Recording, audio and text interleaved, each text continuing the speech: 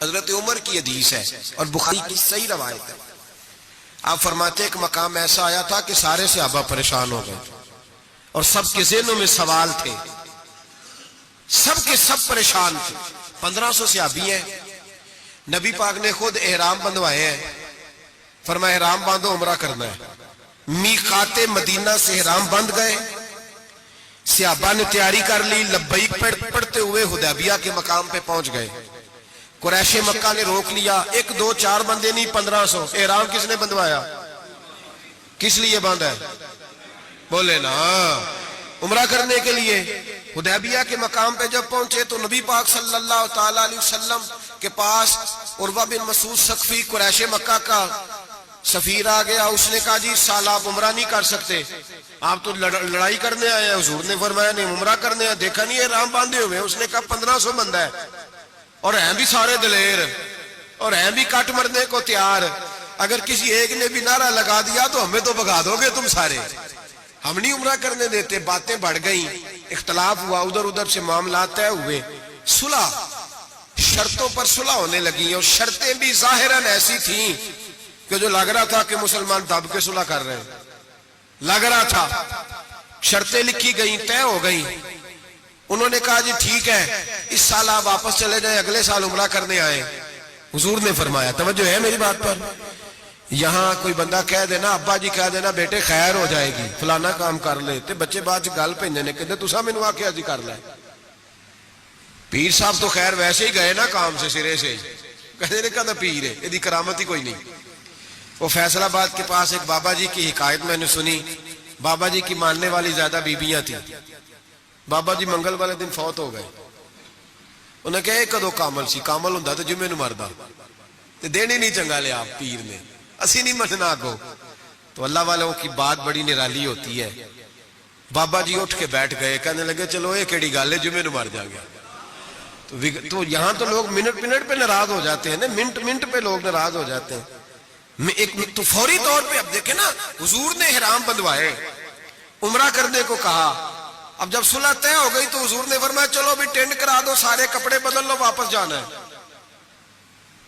اب صحابہ کے ذہنوں میں سوال ہے کہ آپ نے کہا تھا چلو عمرہ کرنا ہے, اب حضور فرما رہے ہیں واپس جانا ہے. طواف کرنا, نہ طواف ہوا نہ صحیح ہوئی, ہمیں تو طواف کے لیے لایا, چلو واپس. 1500 آدمی بیٹھا ہے. جناب عمر کہتے ہیں جو سب سے پہلے اٹھے وہ ابو بکر صدیق تھے, جو سب سے پہلے اٹھے وہ ابو بکر. کوئی شک نہیں ذہن میں, کوئی بات نہیں, ٹینڈ کرائی, کپڑے بدلے. فرماتے ہیں پھر دھیرے دھیرے لوگ نا بوجھل قدموں سے اٹھے.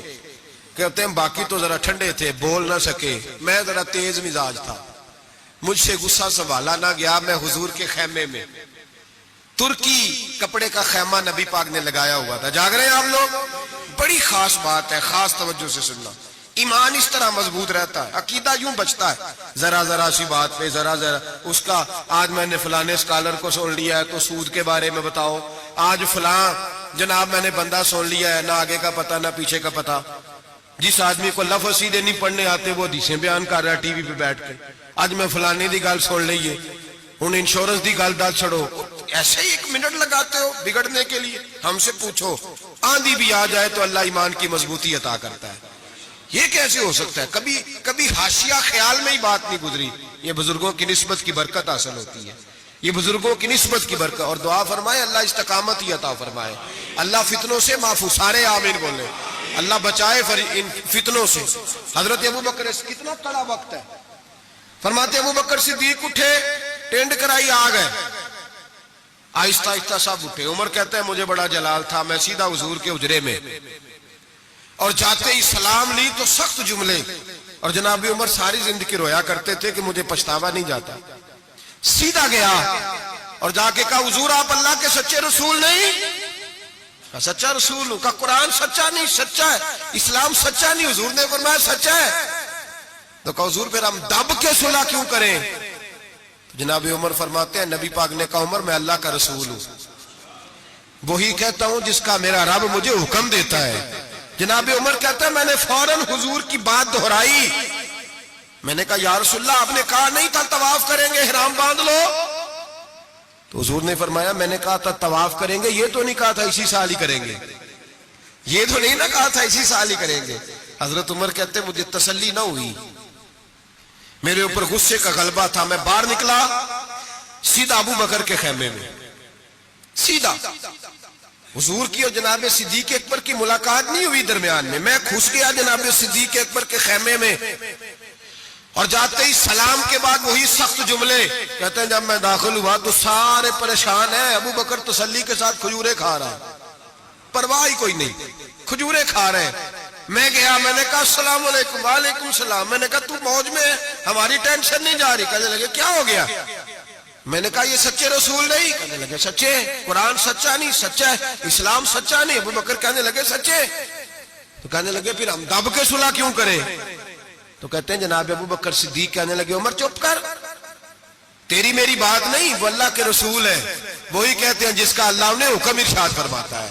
فرماتے منوان وہی لفظ جو حضور نے بیان کیے. کہتے ہیں میں نے بھی فوراً کہا, میں نے کہا انہوں نے کہا نہیں تھا کعبے کا طواف کریں گے. تو کہتے ہیں حضرت ابو بکر صدیق غصے میں آ گئے, کہنے لگے تجھے تیری مار ہوئے, حضور نے کہا تھا کعبے کا طواف کریں گے, یہ تو نہیں نہ کہا تھا اسی سال ہی کریں گے. میرے رسول نے کہا تھا تو انشاءاللہ ہم طواف کریں گے, انشاءاللہ طواف کریں گے, لیکن یہ تھوڑی کہا تھا کہ اسی سال ہی کریں گے. جناب سیدنا عمر فرماتے ہیں میں خیمے سے نکل آیا, آ کے بیٹھا, وضو کیا, غصہ ٹھنڈا ہوا. تو میں نے کہا عمر یہ کیا بات ہوئی یار؟ وہی لفظ ابو بکر کہتے ہیں جو رسول پاک نے بیان فرمائے, وہی انداز جناب صدیق اکبر کا ہے جو نبی پاک کا ہے. فرماتے ہیں پھر میری آنکھوں میں آنسو آئے, اور میں نے کہا عمر تو نے ایمان میں کیا آگے گزر, تو نے عمل میں کیا آگے گزرنا ہے؟ ابو بکر کا تو ایمان ہی تجھ سے بڑا مضبوط ہے, ایمان ہی بڑا مضبوط ہے. ساری زندگی ایک منٹ کے لیے ذہن میں خیال ہی نہیں آیا, ایک سوال نہیں کبھی نبی پاک سے پوچھا. جناب صدیق اکبر نے ہمیں سمجھایا جب مان لو نا پھر سوالات نہ کیا کرو, پھر ادھر ادھر نہ دیکھا کرو, پھر دائیں بائیں دھیان نہ کیا کرو, پھر سیدھی توجہ, سیدھا خیال اپنے اللہ اور اس کے رسول کی طرف رکھو. ایمان اپنا مضبوط, ایسے ہی ہر ہوا کا شکار نہ ہو جاؤ.